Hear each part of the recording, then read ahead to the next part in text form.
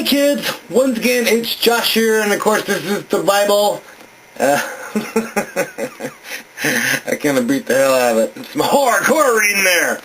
This is the Bible, and this is an atheist point of view, where I, the atheist, am reading from the Bible, the New International Version, from cover to cover, just as it's written. Just no skipping through here and there, pointing out some shit here and there. No, just cover to cover, one chapter at a time, one absolutely, it's just funnier than hell, I think. That's what I mean to say. But anyway, before I go on, let's start the bumper music. Alright. Magically it begins, and all I had to do was snap my fingers. Alright. Where I left off was Exodus chapter 32, the golden calf.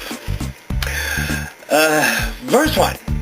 When the people saw that Moses was so long in coming down from the mountain, they gathered around Aaron and said, "Come, make us gods who will go before us. As for this fellow Moses who brought us up out of Egypt, we do not know what happened to him." What? How did they lose Moses? Okay, verse 2. Aaron answered them, "Take off the gold earrings that your wives, your sons, and your daughters are wearing, and bring them to me." So all the people took off their earrings and brought them to Aaron. Verse 4. He took what they handed him and made it into an iron cast in the shape of a calf, fashioning it with a tool. Fashioning. Then he said, "These are your gods." But there you go. "Oh, Israel, who brought you out of Egypt." Verse 5. When Aaron saw this, he built an altar in front of the calf and announced, "Tomorrow there will be a festival to the Lord." Festival. So the next day the people rose early and sacrificed burnt offerings, presented fellowship offerings. Fellowship offerings and burnt offerings. What's the difference? One's not burnt, one's raw, one's burnt. Yeah. Fellowship, better known as raw. Afterward, they sat down to eat and drink and got out to indulge in revelry. Okay, verse 7.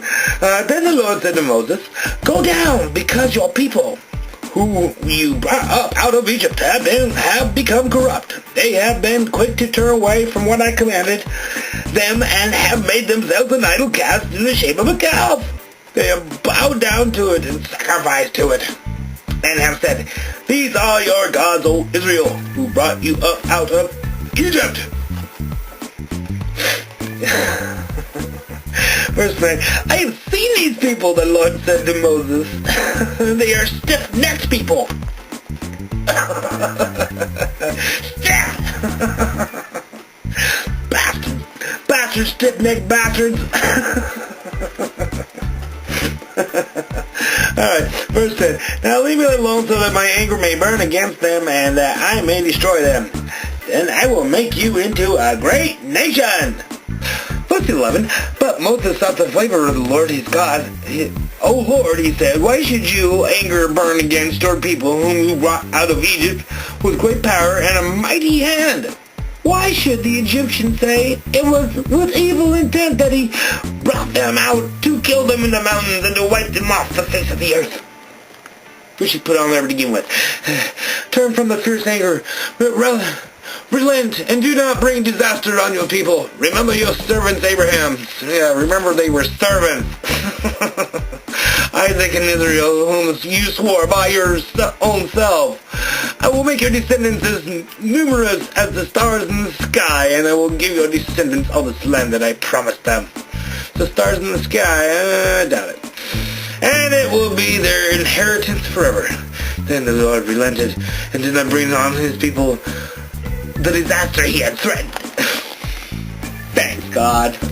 He relented. He changed his mind. He decided not to wipe us all out.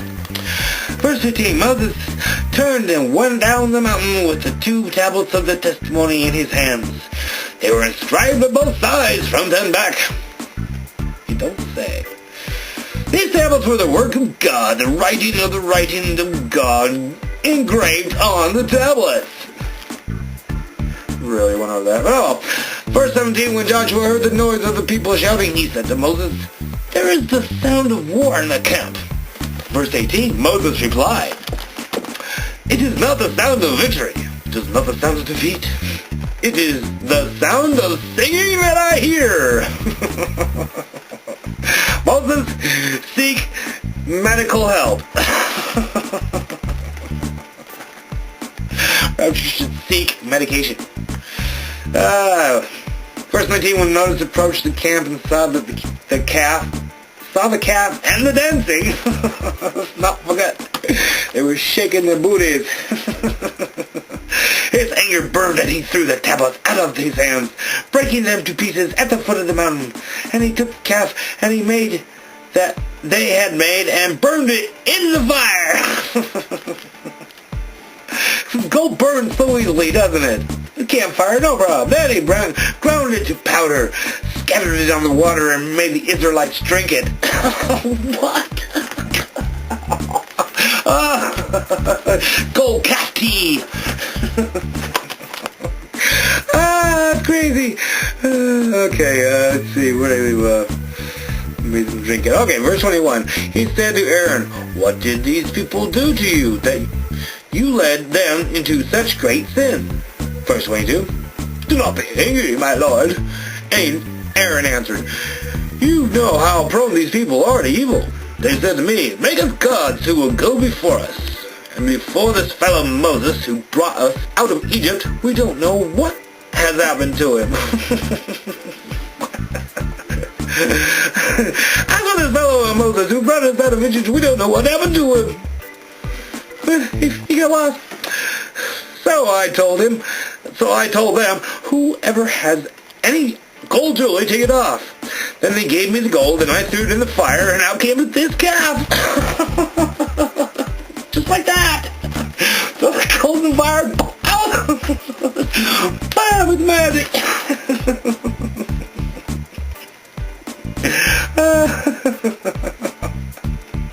Out popped this calf. Oh, and out came this calf. Still. Alright, verse 25. Moses saw that the people were running wild and that Aaron had let them get out of control, and so became a laughing stock to their enemies. We're all gonna laugh at you. Laugh at you.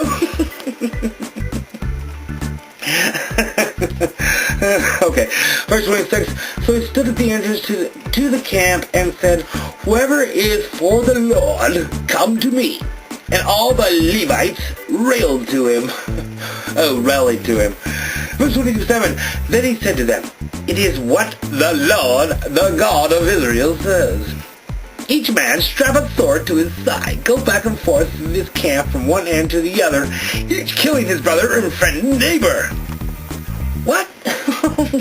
Verse 27, then he said to them, "This is what the Lord, the God of Israel, says. Each man strap a sword to his side. Go back and forth through the camp, one end to the other, killing his brother and friend and neighbor."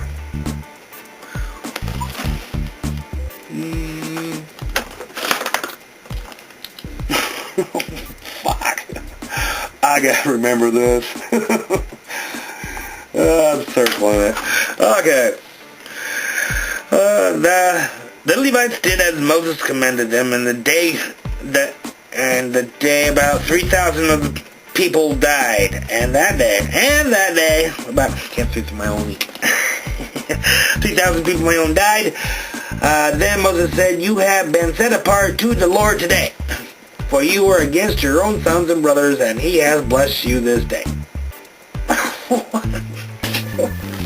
What? Bullshit. And Moses said to his people, "You have committed a great sin, but now I will go up to the Lord, perhaps I can make atonement for your sin." So Moses went back to the Lord and had said, "Oh wait, what a great sin these people have committed. They have made themselves gods of gold, then blot me out of the book you have written." He used white out. Blot me out of the book. Verse 34, the Lord replied to Moses, whoever has sinned against me, I will blot out of my book. Now go lead the people to the place I spoke of, and my angel will go before you. However, there is a however. However, when the time comes for me to punish, I will punish them for their sin. Whatever, dude. Verse 35, and the last verse in this fucking chapter. And the Lord struck the people with a plague because of what they did with the calf Aaron had made.